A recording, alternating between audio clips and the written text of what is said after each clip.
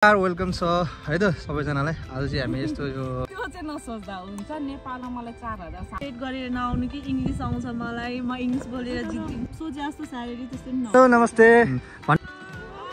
हजुरहरु नेपाली नै हो? भाषाहरु सिक्नु भएको छ हजुरले? भाषा हल्का सिकिएको छ र कामले चाहिँ गरेर आइयो। धेरै नै सपना हैन? युट्युबर हो? हजुर युट्युबर भन्दा नमस्कार वेलकम छ है त सबैजनालाई। आज चाहिँ हामी यस्तो यो पार्कमा घुम्न आएको अनि यस्तो धेरै मान्छेहरू भेटिसके हैन। सबैजना बोल्न चाहनुहुन्न होला, अब त्यही भएर आज यस्तो एकदमै राम्रो ठाउँ छ, हेर्नु होला पछाडितिर हैन। अनि यसो घुम्दै आज यतातिर आए हेरौँ को भेटिन्छ। आज म कसैलाई भेटेँ भने हैन नयाँ कुरा सोध्नेछु, यहाँको बसा यहाँको सबै कुराहरू मैले देखिसकेँ उहाँहरूलाई। म सोध्छु है त। हेलो नमस्ते। हजुरहरू नेपाली नै हो? ए ल एकदमै खुसी लाग्यो देख्न पायो है। धेरै नेपालीहरू देखेँ तर सबै बोल्न चाहनु भएन। अनि तपाईँहरूलाई चाहिँ एकदमै धेरै धन्यवाद छ, बोलिदिनु भयो होइन। हजुर युट्युबर भन्दा पनि म चाहिँ यसो भ्लगहरू बनाउँछु कोही बेला। अनि धेरै मान्छेहरूले भनौँ न जिज्ञासा राख्नु भएको छ रोमानी आउँदा चाहिँ कस्तो हुन्छ के हुन्छ होइन, धेरै कुराहरू सोध्नु भएको थियो। अनि तपाईँहरूलाई अब क्वेसन गर्न मिल्छ कि मिल्दैन है, अब त्यसको लागि चाहिँ म सोध्न चाहन्छु यदि मिल्छ भने है त। ल यहाँ बसेर कुरा गरौँ न त है। आउन गाह्रो छ, अब यसरी आउँदाखेरि हामीलाई यहाँ गाह्रो हुँदो रहेछ। हामी यहाँ आउँदाखेरि अलि कुन उद्देश्यले आइएको हुन्छ होइन, त्यो उद्देश्य आफ्नो पुरा हुँदो रहन्छ। फेरि आउँदाखेरि सबैले के गर्नु र बुझेर धेरै जसो आउनु होला। यहाँ पक्कै पनि दुःख पाइन्छ। यहाँ चाहिँ अब सबैले राम्रो छ भनेर पठाउनुहुन्छ तर उहाँले पठाए जस्तो यहाँ हुँदैन। सबै नेपालीले लगभग दुःखै पाइरहेका छौँ भन्दा नि मिल्छ।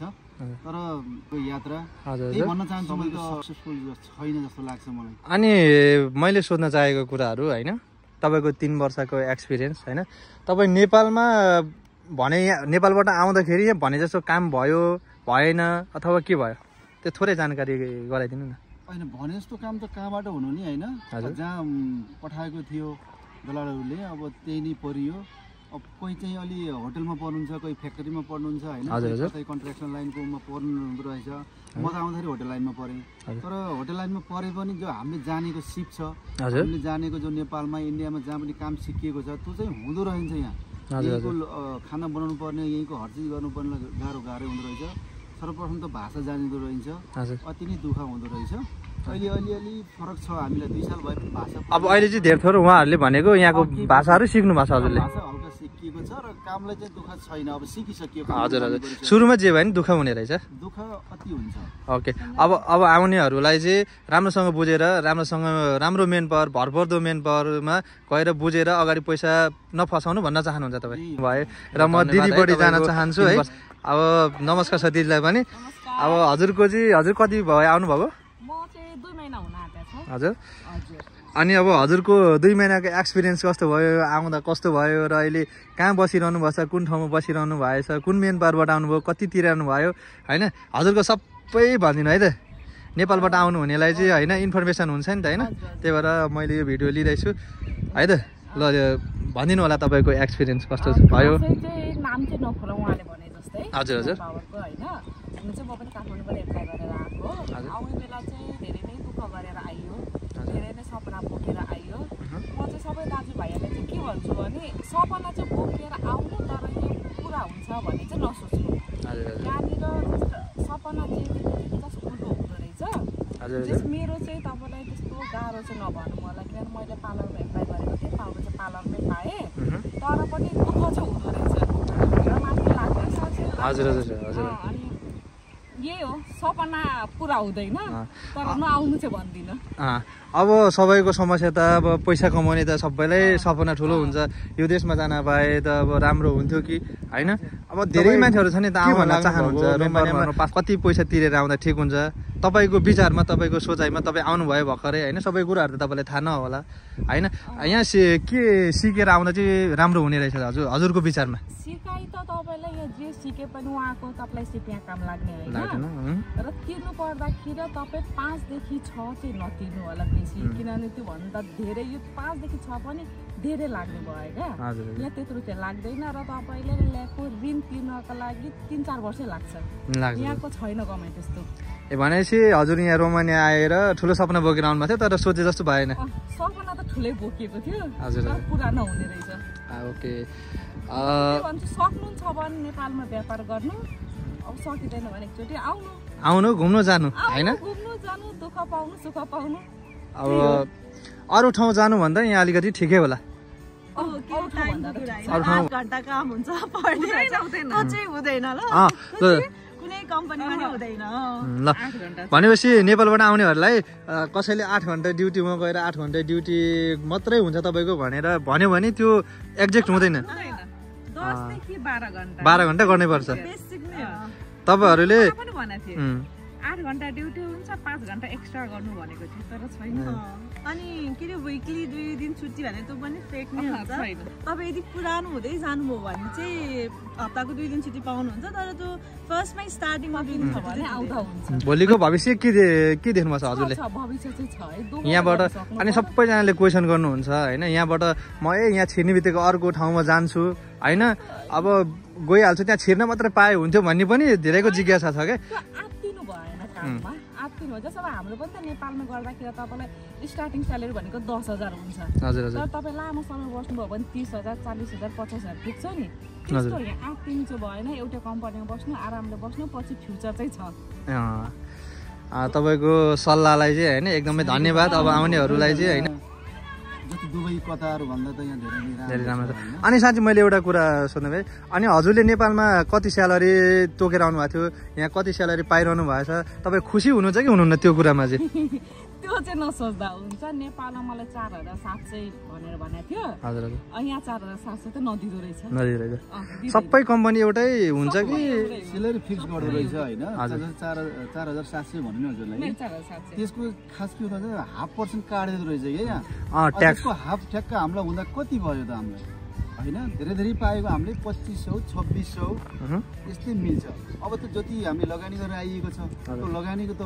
मिल्न सकेन नि हामीलाई त दुःख हामी त्यसैमा हो दिँदो रहन्छ हामीलाई दलले हो कि यहाँको अब सिस्टम हो कि अब यो रुल्स हुन्छ नि सबै कुराहरू त्यसले गर्दाखेरि हामीलाई अलि त यहाँको लागि अलिकति हामीलाई यो नपुगेको जस्तो लागिरहेको छ त्यसकारणले अलि कमै हो कि जस्तो लागेको छ हामीलाई अनि हजुरले चाहिँ सोच्नु भएन किनकि अब तपाईँ त अब 3 वर्ष भइसक्यो होइन अब बाहिर जाने प्लानिङहरू चाहिँ सोच्नु भएन सबैले भनिरहेको हुन्छन् यहाँ जाने बित्तिकै म अर्को ठाउँमा भाग्छु भने यहाँ त्यसको प्रोसेस चाहिँ के छ हजुरलाई यसो जानकारी केही छ भने त्यस्तो इच्छा कुरा हो यो युरोपियन एरियामा जहाँ पनि लगभग स्यालेरी उस्तै नै हो उस्तै नै हो तर लाइफ कहाँनिर सहज तरिकाले चलाउन सकिन्छ जहाँ लाइफको कहाँनिर राम्रो हुन्छ भन्ने कुरा मात्रै हो पैसा उही नै हो होइन हजुर यो युरोपमा जहाँ जान्छु भने तपाईँ जहाँ पनि जानुहोस् 1 लाख भन्दा धेरै कमाउने कसैको सपना बोकेर नआउनु होला धेरै पाइन्छ भनेर भाग्ने दुःख पाउनुहुन्छ होइन त्यसले अलिक हुन्छ भने यही गर्नुहोस् पछि तपाईँ पढ्न सक्छ अब त्यो पुरानो भएपछि अलिकति बढी स्यालेरीहरू पनि बढ्छ बरु यही राम्रो होला नभए छैन भने फेरि भाग्ने फेरि अर्को देश गयो भने दुःख पाइन्छ आफ्नो मान्छे हुँदैन यहाँसम्म त दलैले पठायो अर्को ठाउँ जाँदाखेरि त आफ्नो मान्छे भएन भने त फेरि फर्केर आउनु पर्यो उति नै तिर्नु पर्यो नि हामीले नेपाल जानुपर्छ कि त उति नै तिर्नु पर्ने भयो त्यस कारणले गर्दा धेरै विचार पुऱ्याएर घरबाटै धेरै कुराहरू सोचेर आउनु होला किनकि दुःखको पैसा हो पैसा उब्जाउ त कहीँबाट हुँदैन दाइले कमाए दुःखले कमाएको होइन उही आफैले कमाएर आए पनि दुःखले कमाएको पैसा हो त्यस कारणले धेरै सोचेर 1 लाख कमाउनको लागि दलेसँग धेरै चाहिँ नदिनु होला भन्न चाहन्छु सही हो धन्यवाद तपाईँको लागि होइन अब भनेपछि तपाईँ त अहिलेको लागि रोमानियामा खुसी हुनुहुन्छ पुरानो पनि हुनुभयो होइन अनि प्लस अब त्यस्तो भनिसकेँ मैले पहिले तपाईँलाई खुसी होइन हाम्रो मन खुसी त छैन भए पनि बाध्य रूपले गर्नुपर्छ अब नेपालको कमाई भन्दा अथवा इन्डिया कमाई भन्दा दुबई कमाई भन्दा कतार कमाई भन्दा यहाँ धेरै नै हाम्रो राम्रो छ बेसिकली अब यो नेचुरल पनि त्यस्तै छ होइन खासै छोडेर जाँदा पनि त हुँदैन र जहाँसम्म अब यहाँको लागि नभए नि उहाँको लागि ठिक छ है। ल हजुर, ल धन्यवाद है। अनि हजुरको चाहिँ एक्सपिरियन्स कस्तो भयो? 4 महिनाको एक्सपिरियन्स, यहाँको बसाइ, यहाँको हावापानी होइन, नेपालको जस्तै लाग्यो कि हजुरलाई होइन? तपाईँको नि थोरै सुनाइदिनु न। मेरो चाहिँ कस्तो भन्दाखेरि म चाहिँ नेपालमा हुँदाखेरि सिटी एरिया थिएँ होइन, अनि यहाँ ब्रासोक पनि अब विदेश भन्दैमा सबै ठाउँ सिटी नहुने रहेछ, भिलेज एरिया नै हुने रहेछ। म चाहिँ भिलेज एरियामा परेको छु होइन। त्यस्तो हुँदा चाहिँ अलिकति गाह्रो हुन्छ, तर अब आफ्नो देश छोडेर अर्को देशमा आउँदाखेरि त आफूले नै फुल प्रिपेयर हुनुपर्छ त्यो कारणको लागि चाहिँ होइन। गिभ अप दिनु भएन, जे आए पनि गर्छु नै भनेर आएको हुन्छ सबैजना नेपालीहरू होइन। आफ्नो देश छोडेर अब पैसा कमाउनु भनेपछि पैसा कमाउनु त आफ्नै देशमा त सजिलो छैन भनेपछि अब विदेशमा त इजी हुँदैन नि त। त्यही भएर चाहिँ म चाहिँ त्यही नै भन्छु, जस्तो आए पनि गिभ कुन हिसाबले दिनुपर्छ? सबैमा यसो बुझेर आउनु भन्नुहुन्छ कि के भन्न चाहनुहुन्छ? बुझेर आउनु भन्छु। फेरि यस्तो हुन्छ, फर्स्टमै भनिदिँदैन उनीहरूले तपाईँ यही कामको लागि भनेर प्रिपेयर गराइरहेको हुन्छ, तर यहाँ आएर एक्कासी एक्सचेन्ज गर्दा त सबैको माइन्ड त एकछिन ऊ हुन्छ नि त, अलिकति सक त लागिहाल्छ नि होइन। अब जस्तै अब हामी 9 जना नेपालबाट सँगै आएको मान्छे अनि एकैचोटि यहाँ आएको, सबलाई यताउता ऊ गर्दा त हाम्रो पनि मन दुख्छ नि त होइन। त्यत्रो एक्सपिरियन्स बोकेर आएको हुन्छ, सेयर गरिरहेको हुन्छ।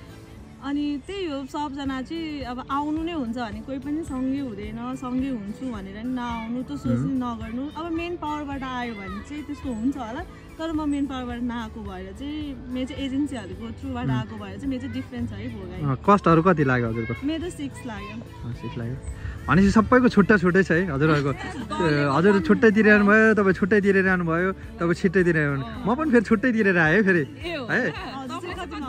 मैले पनि त्यति बेलाको उसमा मैले नि 5.5 लाख त तिरेको आएको हो, तर तपाईँहरूले अहिलेको उसमा 6 लाख तिर्नु भनेको ठिकै हो जस्तो लाग्छ। तर यहाँ त्यति खर्च चाहिँ हुँदैन, तर पैसा नखाइकन कुनै एजेन्टले पनि काम गर्दैन फेरि त्यो चाहिँ। तर पनि धेरै खाँदो रहेछ नि त, थोरै भन्दा पनि।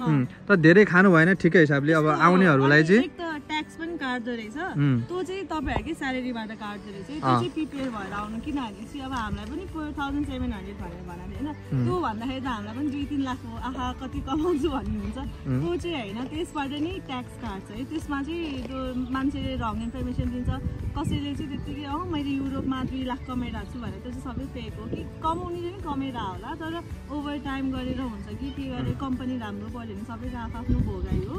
तर त्यो अरूले यति कमायो भन्दैमा त्यो इख लिएर चाहिँ नआउनु होला।